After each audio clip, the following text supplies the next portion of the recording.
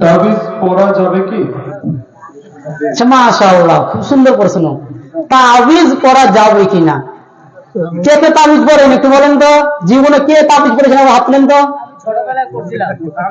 মাশাআল্লাহ, অনেকেই তাবিজ পড়েছে। আপনারা সালাফি আলেমদের আহলে হাদিসদের মুখ থেকে অবশ্যই শুনেছেন, মান তাআল্লাকা তামিমাতান ফাকাদ আশরাক, যারা তাবিজ নোট করা ঝুলালো তারা শিরক করলো। এটা অনেক সালাফি আলেম দলিল দিয়েছে, কিন্তু আমি এগুলো দলিল দিব না।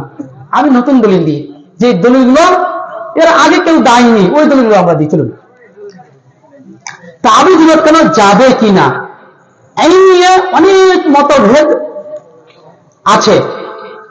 ইমাম আহমদ বিন হাম্বল নাম শুনেছেন কেউ? নিয়ে একটু বলতে পারেন কেউ? 4 ইমামের মধ্যে একজন।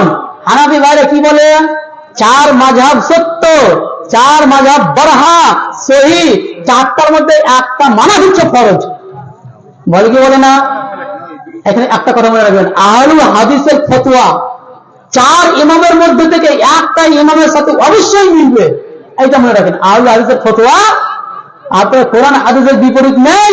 আবার অনেকে আমাদেরকে আহলুল হাদিসদেরকে আহলে সুন্নাত ওয়াল জামাত থেকে খারিজ করে দেয়, করে করে বের করে দিয়েছে।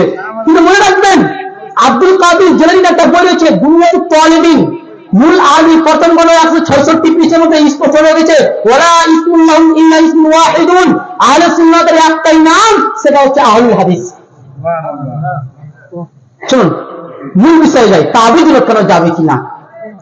ইমাম আহমদ বিন হাম্বল রাহমাহুল্লাহকে প্রশ্ন করা হয়েছিল, যেটা মাসাইলে ইমাম আহমদ ইসহাক আল কুসাইর যে নুসখা রয়েছে প্রথম খণ্ড পৃষ্ঠা নম্বর 193, ইমাম আহমদ বিন হাম্বলকে প্রশ্ন করা হয়েছিল তাবিজ কেন যাবে কিনা। তখন ইমাম আহমদ বিন হাম্বল রাহমাহুল্লাহ তিনি বলছেন, আত-তা'লিকু কুল্লুহা মাকরুহুন, সব ধরনের তাবিজ লোকটাই হচ্ছে মাকরুহ। বুঝতে পেরেছেন? এক দলিল।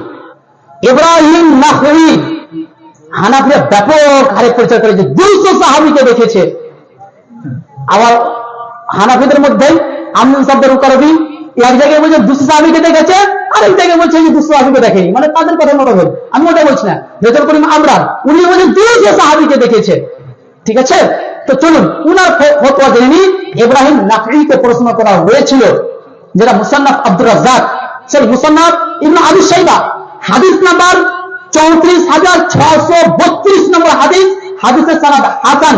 এবং এই হাদিসটি আরেকটি হাদিস রয়েছে আপনার মুওয়াত্তা মালিকে, হাদিস নাম্বার 308 নম্বর হাদিস, যে ব্যক্তি কালো ধাগা লটকালো ওই ব্যক্তি গুনাহের কাজ করলো। এই হাদিসের ব্যাখ্যাতেও এই হাদিসটি হাফেজ জুবাইর জাহি রাহমাহুল্লাহ নিয়ে এসেছে, যে কি ইব্রাহিম নাখঈ রাহমাহুল্লাহকে প্রশ্ন করা হয়েছিল তাবিজ কোরআনের আয়াত দ্বারা কিংবা কোরআনের কিছু অংশ দ্বারা তাবিজ লটকানো যাবে কিনা, এই নিয়ে প্রশ্ন করা হয়েছিল।